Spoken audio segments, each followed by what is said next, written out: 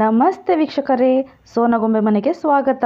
ನಮ್ಮ ಅಮ್ಮನ ಮನೇಲಿ ಮಹಾಲಯ ಮಾಡಿದ್ವಿ ವೀಕ್ಷಕರೇ, ನೋಡೋಣ ಬನ್ನಿ. ನಮ್ಮ ಅಮ್ಮನ ಮನೇಲಿ ಮಧ್ಯಾಹ್ನ ಆಗಿತ್ತು ಕಣ್ರಿ, ಲೇಟ್ ಆಗಿತ್ತು ಎಲ್ಲ ತರೋದು.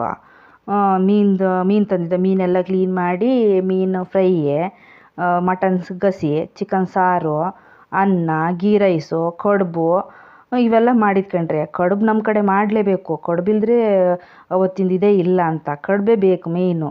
ಮತ್ತೆ ಕೋಳಿ ರೊಟ್ಟಿ ತಂದಿದ್ರು ಕಣ್ರಿ. ಸರಿ ಮತ್ತೆಲ್ಲ ತಂದೆಲ್ಲ ಕ್ಲೀನ್ ಮಾಡಿ ಅಡುಗೆ ಮಾಡೋಷ್ಟೊತ್ತಿಗೆ ಮಧ್ಯಾಹ್ನ 2:30 ಆಯ್ತು ಕಣ್ರಿ. ಆಮೇಲೆ ನಮ್ಮಮ್ಮ ಪೂಜೆಗೆಲ್ಲ ರೆಡಿ ಮಾಡ್ತು. ಮೊದಲಿಗೆ ಮಣೆ ಇಟ್ಟು ಅದಕ್ಕೆ ಅರ್ಶಿನ ಕುಂಕುಮ ರಂಗೋಲಿ ಎಲ್ಲ ಹಾಕಿ ಒಂದು ಕಳಸ ಇಟ್ಟು ಅದಕ್ಕೊಂದು ಹೊಸ ಬಟ್ಟೆ ತರ್ತೀವಿ ಕಣ್ರಿ. ಹೊಸ ಬಟ್ಟೆ ಎಲ್ಲ ತಂದು ಕಾಯಿ ಇಟ್ಟು, ಕಾಯಿ ಮೇಲೆ ಬಟ್ಟೆ ಇಟ್ಟು ರೆಡಿ ಮಾಡಿದಾತು.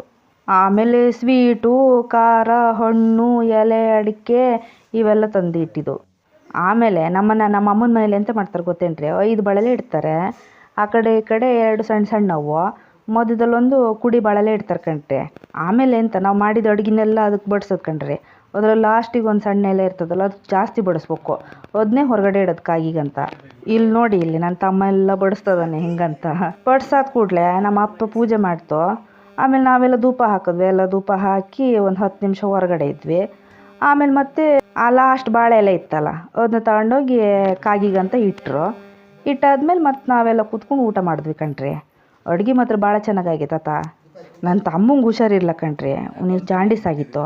ಹಾಗಾಗಿ ಅವ್ನು ಜಾಸ್ತಿ ಅಂತ ತಿನ್ನಂಗಿಲ್ಲ, ಎಲ್ಲ ಕೊಬ್ಬರಿ ಎಣ್ಣೆಲ್ಲೇ ಮಾಡಿದ್ದು ಭಾಳ ಚೆನ್ನಾಗಾಗಿತ್ತು ಕಣ್ರಿ ಅಡುಗೆ. ನೋಡಿ ನಮ್ಮ ಅಮ್ಮನ ಮನೇಲಿ ಹೀಗೆಲ್ಲ ಮಾಲೆ ಮಾಡಿ ಊಟ ಮಾಡ್ಕೊ ಬಂದ್ವಿ ನಾವೆಲ್ಲ.